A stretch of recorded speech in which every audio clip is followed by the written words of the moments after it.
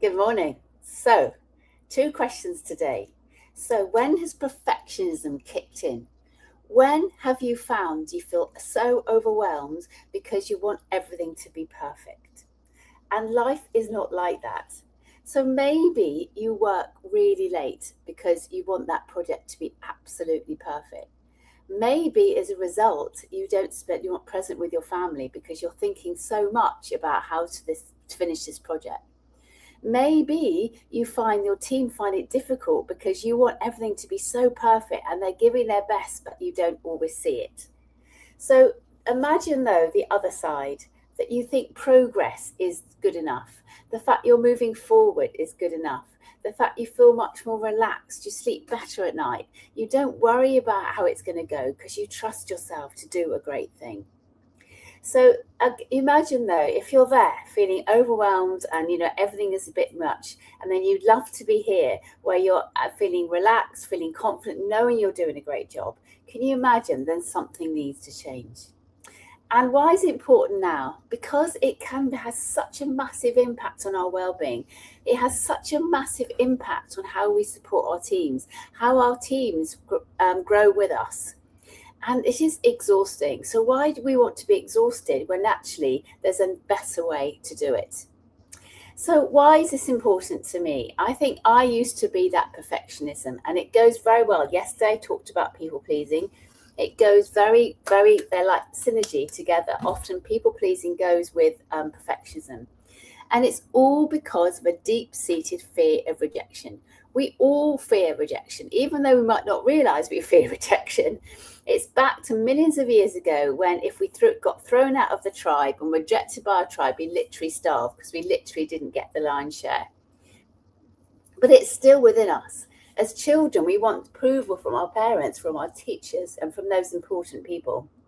So, having my story was I always didn't trust myself. Something happened in my childhood where I checked that others, adults, were always there as I wanted them to be. So I made up this story that it was because I wasn't good enough. And how could I prove to be good enough? By actually doing everything perfectly. So even at school, I was told by the teachers, don't work so hard. You need to take a break.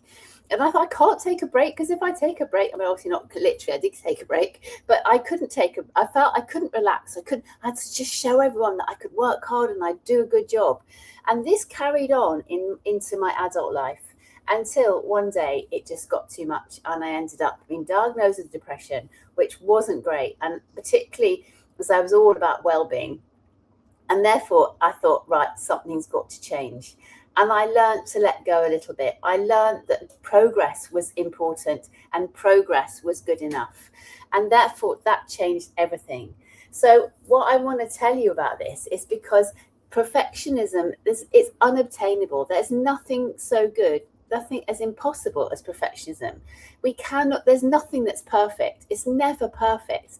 And good enough is perfectly great. So, how often do somebody say to you, oh, maybe you've got 80% or something? Do you go, whoa, amazing, congratulations, I got 80%, I'm really proud of myself, which I hope you are. How many suddenly think, oh, what happened to the other 20%? Why didn't I get 100%? And it could be anything from running a race, sports, projects, anything, getting discount in a store, going shopping, whatever it is, that perfect outfit. How often do we search for that perfect outfit for a wedding or an event when actually we look great as we are? So my teach for you today is notice when that perfectionism kicks in. Notice when you're wanting it to be just a little bit better. Now, I'm not saying lower standards by any stretch. What I'm saying is, what about is progress? What if it's purely progress? And that's where experimentation comes. That's where the fun comes in, because we experiment, see what happens. And I do remember when I was doing my masters, my tutor at the time said, Lizzie, I want you to get 50%. Do not go for 90%. And I thought, oh, that's scary. What happens if I get 49 and I failed the module? So I thought, okay, I'll give it an experiment. I'll experiment. So I thought I was much more relaxed. And I thought, okay, well, she tells me it's good enough, so maybe it is good enough. The irony of all is, I got the highest mark I've ever got in any module, because I relaxed. And I wasn't thinking, oh, what if it's not good enough? What if it's not good enough?